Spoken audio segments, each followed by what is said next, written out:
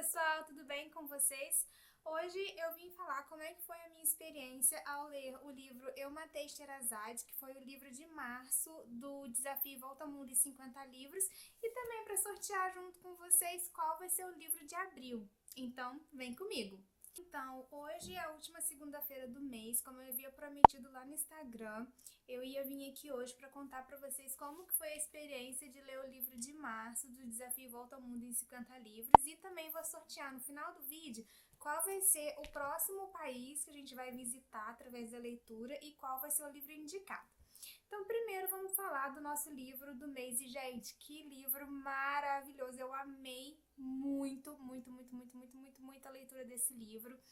Mas eu já vou dar uma dica. Se você é aquele tipo de pessoa que não gosta de pessoas que não têm a mesma opinião que você, ou pessoas que falam a opinião, doa a quem doer, independente se é politicamente correto ou não, você não vai gostar desse livro, tá?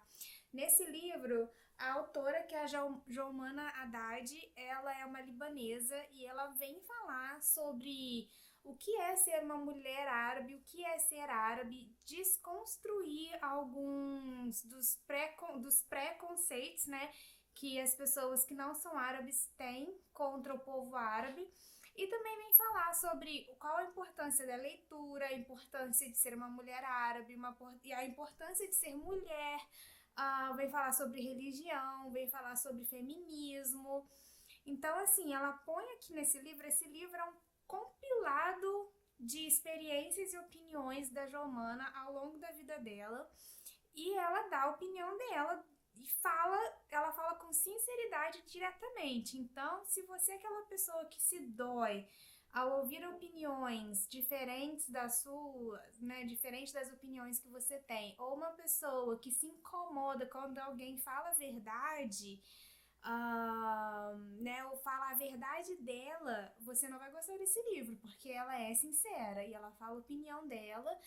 Só que, o que eu gostei desse livro? Por que eu gostei? Porque eu gosto de autores que são autores que têm opinião própria. Eu gosto de pessoas que têm opinião própria, e ela tem opinião própria, e ela fala aqui no livro. E o livro ele é escrito de uma maneira bem direta, mas muito inteligente. Ela não só dá a opinião dela, ela explica a opinião dela e ela diz o motivo, por que que ela acha aquilo. E olha, me convenceu, tá? Ela tem opiniões muito válidas e argumentos muito inteligentes e muito válidos. Ela explica tudo aqui, ela não só joga a opinião dela, ela explica o porquê ela acha aquilo, e ela explica quais são as experiências que ela teve com a leitura desde pequena. Então, assim, pra mim foi um livro muito inteligente, muito bem escrito, uma pessoa muito inteligente, sabe? Muito bem posicionada, muito culta. Só que ela não tem papas na língua. Se você é o tipo de pessoa que se ofende facilmente, não é um livro para você, tá? Esse aqui é um livro para pessoas que conseguem escutar com respeito à opinião das pessoas, mesmo que aquela opinião não seja igual à sua opinião. Se você é uma pessoa que consegue respeitar a opinião dos outros, então você vai gostar muito desse livro, sabe? Ela é uma pessoa muito forte. E assim, gostei demais, demais. Então ela vem falar aqui sobre leitura, ela teve muito contato com os clássicos, desde cedo, desde os 12 anos, ela tinha acesso à biblioteca do pai dela. Ela é libanesa, então ela fala, né, o dialeto lá e fala francês também.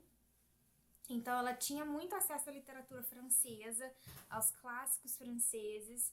E ela discorre aqui sobre a importância da literatura na formação das pessoas e como ela indica isso muito, principalmente para você que é mãe e tem pré-adolescentes, adolescentes em casa, da importância que é desses pré-adolescentes, adolescentes terem contato com esse tipo de literatura, mesmo que seja literatura subversiva, literatura que é considerada difícil, sabe? Então, assim, é muito, muito boa essa parte da literatura. Ela fala também da religião, de como foi ter sido criado numa família cristã que mora num país predominantemente árabe, mas uma família cristã tradicional e bem rigorosa. né? Ela fala sobre isso também, como que isso também causou um pouco da rebeldia dela. E assim, eu gostei muito dessa parte que ela fala que quando você mora numa família muito strict, muito fechada, muito tradicional, que você tem dois caminhos a seguir, ou a rebeldia ou a religião como extremismo, sabe? Então, assim, é aquela questão de que tudo na vida precisa de um equilíbrio, né? Até mesmo a religião, e ela vem falar sobre isso aqui. Ela fala também sobre o que é ser mulher e como lidar com o feminismo. Ela fala também das causas feministas e do apoio da mulher do apoio cego de mulher com mulher, sem você analisar se aquela coisa tem razão ou se não tem razão. Ela vem também derrubar um pouco dos preconceitos que a gente tem sobre a mulher árabe. Ela vem dizer que nem toda mulher árabe é submissa, nem toda mulher árabe sofre, nem toda mulher árabe usa o véu, nem toda mulher árabe tem que usar a burca. Ela quebra vários desses tabus que aqui, né, pra gente que não tem tanto contato assim com a cultura árabe, a gente acha que toda mulher lá sofre e não tem direito a estudar, e não tem direito à cultura. Claro, ela deixa claro que ainda existe sim em alguns países, que ainda existe sim em algumas religiões, que ainda existe isso em algumas famílias, mas que não são todas, que a gente não pode generalizar do mesmo jeito que os árabes não podem generalizar dizendo que todo ocidental que toda mulher ocidental é mulher da vida, é mulher fácil, que toda mulher ocidental é rebelde, que nenhuma delas serve para casar. Então, assim, do mesmo jeito que os árabes têm uns preconceitos em relação a nós temos alguns preconceitos em relação aos árabes. E ela vem explicar, ela põe aqui no livro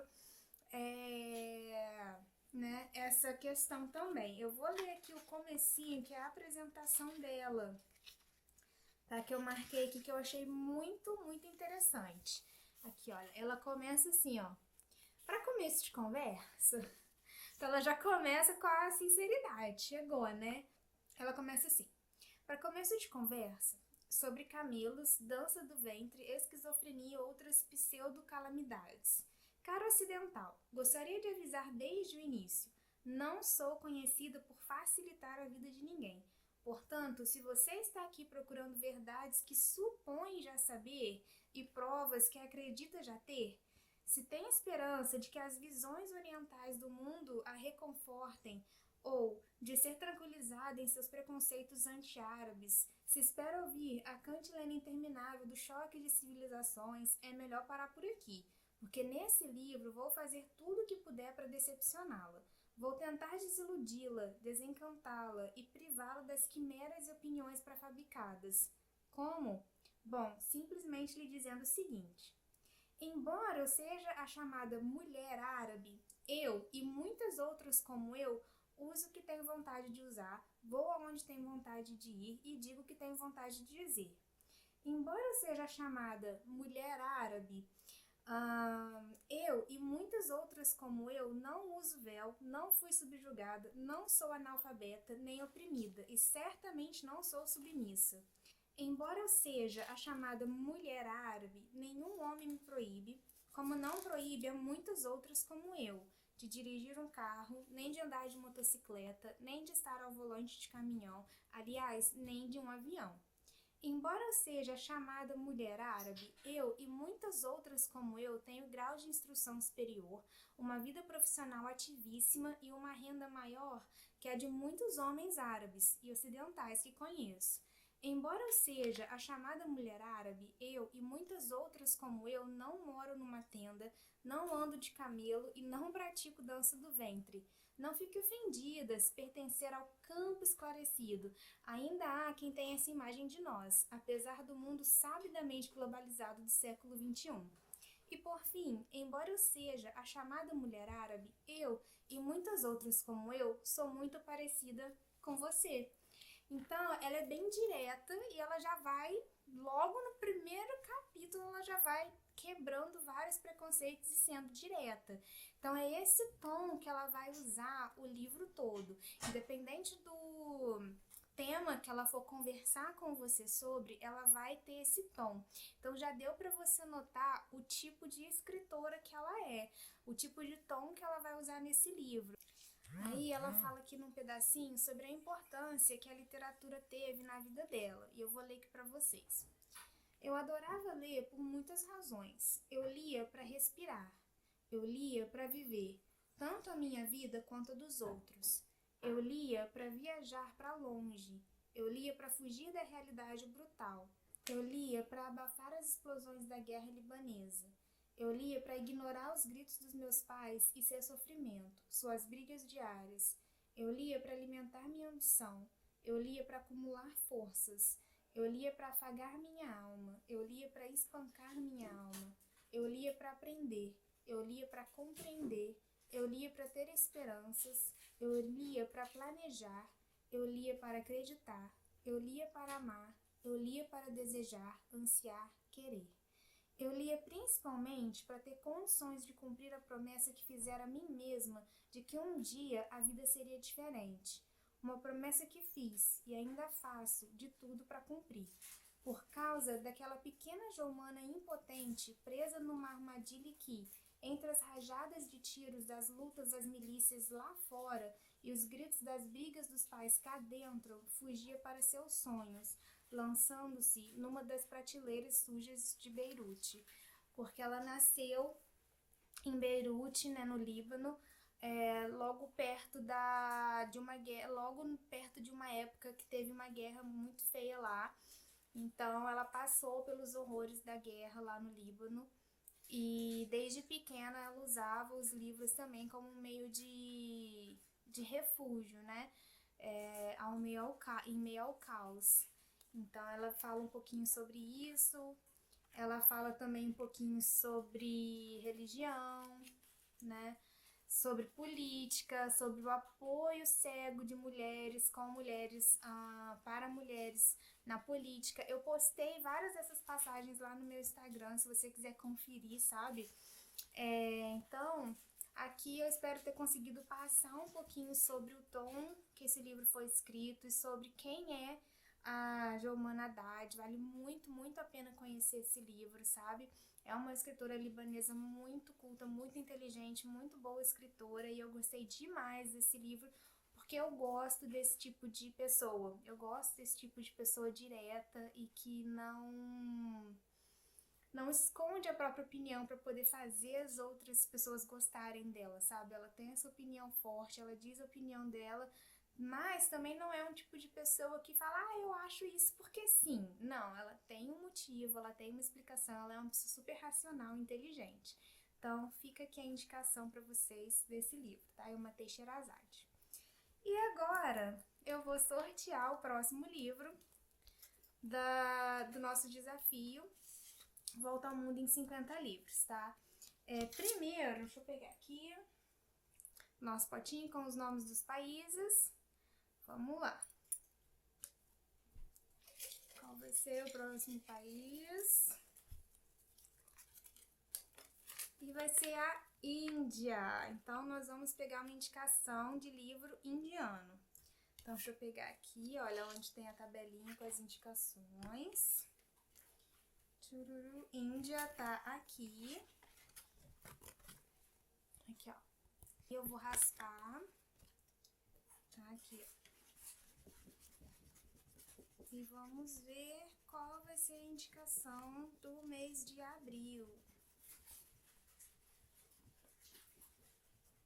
Então, a indicação, tá aqui, olha, a indicação do mês de abril é Os Versos Satânicos, e o autor é Salman Rushdie.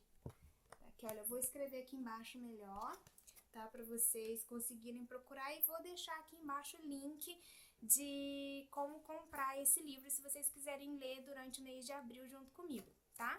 Então é isso aí, pessoal. Espero que vocês tenham gostado de mais esse vídeo do nosso desafio Volta ao Mundo em 50 livros, tá? Quem puder, compre, leia esse livro, muito bom. E vamos ler juntos o livro indiano durante o mês de abril, combinado? Se você gostou desse vídeo, clique em gostei, tá? Se inscreve no canal, comenta aqui embaixo o que você tá achando do desafio, você tá fazendo também, começou agora.